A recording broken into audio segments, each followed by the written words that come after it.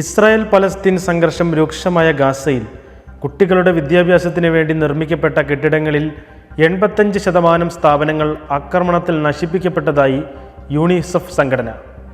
ഏകദേശം 6 ലക്ഷത്തിന് മുകളിൽ കുട്ടികൾക്ക് വിദ്യാഭ്യാസം നൽകിയിരുന്ന ഇടങ്ങളാണ് നശിപ്പിക്കപ്പെട്ടത്. സ്കൂളുകൾക്ക് പുറമെ സർവകലാശാലകൾക്കും കേടുപാടുകൾ സംഭവിച്ചതായും സംഘടന എടുത്തു പറയുന്നു. പോഷകാഹാരക്കുറവ് മൂലം ഏറെ ആരോഗ്യ പ്രശ്നങ്ങൾ അനുഭവിച്ചിരുന്ന ആളുകൾക്ക് വേണ്ടി 81 ട്രക്കുകളിലായി വിവിധ പോഷകാഹാരങ്ങൾ, ആരോഗ്യ പരിപാലന വസ്തുക്കൾ, മരുന്നുകൾ എന്നിവ യൂണിസെഫ് സംഘടന എത്തിച്ചത് ഏറെ ആശ്വാസം പകർന്നിരുന്നു. 6-നും 59-നും ഇടയിൽ പ്രായമുള്ള നിരവധി ആളുകളിൽ പോഷകാഹാരത്തിൻ്റെ അഭാവം അനുഭവിക്കുന്നതായി സംഘടനയുടെ വൈദ്യപരിശോധനയിൽ കണ്ടെത്തിയതിനാൽ അവരെ പ്രത്യേക ചികിത്സയ്ക്ക് വിധേയരാക്കിയിരിക്കുകയാണ്. ഈജിപ്തിലെ സന്യാസിമാർ ഉപയോഗിച്ചിരുന്ന 1700 വർഷം പഴക്കമുള്ള ബൈബിൾ കയ്യെഴുത്ത് പ്രതി ലണ്ടനിൽ ലേലം ചെയ്യാനൊരുങ്ങുന്നു. ബൈബിളിലെ ജോനായുടെ പുസ്തകത്തിൻ്റെയും പത്രോസിൻ്റെ ആദ്യലേഖനത്തിൻ്റെയും ഏറ്റവും പഴയ പൂർണ്ണമായ പതിപ്പാണ് ഇതെന്ന് കരുതപ്പെടുന്നു.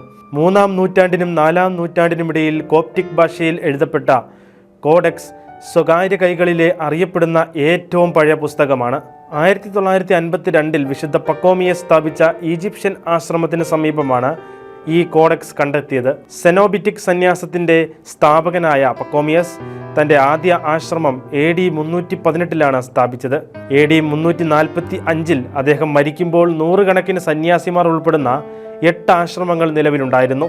ക്രിസ്തുവിൻ്റെ ഉത്ഥാനത്തിന് ശേഷം ഏതാനും 100 വർഷങ്ങൾക്കിപ്പുറം ഈസ്റ്റർ ആഘോഷിക്കാൻ ഈജിപ്തിലെ സന്യാസിമാർ ഉപയോഗിച്ചിരുന്ന ഈസ്റ്റർ ഗ്രന്ഥങ്ങൾ കോഡെക്സിൽ ഉൾപ്പെടുത്തിയിട്ടുണ്ടെന്ന് ചിത്രകാരൻ ഡൊണാഡോണി പറഞ്ഞു. ആദ്യകാല ക്രിസ്ത്യൻ സന്യാസിമാരെക്കുറിച്ചുള്ള ഉപമയും ജെറമിയ, ഡാനിയേൽ സദൃശ്യവാക്യങ്ങൾ എന്നിവയുടെ സിനോപ്റ്റിക് സുവിശേഷങ്ങൾ, സങ്കീർത്തനങ്ങൾ, പഴയ നിയമ പുസ്തകങ്ങൾ എന്നിവയിൽ നിന്നുള്ള ശകലങ്ങളും സോസിമോസ് ഉൾപ്പെടുത്തിയിട്ടുണ്ട്. ഈജിപ്തിൽ ക്രൈസ്തവരുടെ ഭവനങ്ങൾക്ക് നേരെ ആക്രമണം നടത്തി ഇസ്ലാമിക തീവ്രവാദികൾ. കഴിഞ്ഞ ദിനം രാത്രി 11 മണിയോടെ മിനിയ ഗവർണറേറ്റിലെ സാഫ് അൽ ഖമർ അൽ ഖർബിയയിലെ അൽ ഫവാഖർ ഗ്രാമത്തിലാണ് തീവ്രവാദികൾ ആക്രമണം നടത്തിയത്. ആക്രമണത്തിൽ കോപ്റ്റിക് ഓർത്തഡോക്സ് ക്രിസ്ത്യാനികളുടെ ഉടമസ്ഥതയിലുള്ള നിരവധി വീടുകളും കടകളും കത്തിനശിച്ചു.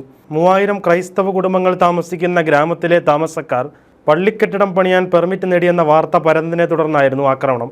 ബിൽഡിംഗ് പെർമിറ്റ് നൽകിയതിനു ശേഷം പള്ളിയുമായി ബന്ധപ്പെട്ട ചിലർക്ക് ഭീഷണികളുണ്ടായി.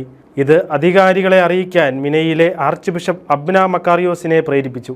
സുരക്ഷാ സേനയുടെ സുരക്ഷാ വാഗ്ദാനങ്ങൾ ഉണ്ടായിരുന്നിട്ടും ആക്രമണം നടന്നപ്പോൾ ആർച്ച് ബിഷപ്പിൻ്റെയും പ്രാദേശിക കോപ്റ്റിക് സമൂഹത്തിൻ്റെയും സഹായ അഭ്യർത്ഥനകൾ ചെവിക്കൊള്ളാൻ സുരക്ഷാ സേന തയ്യാറായില്ല.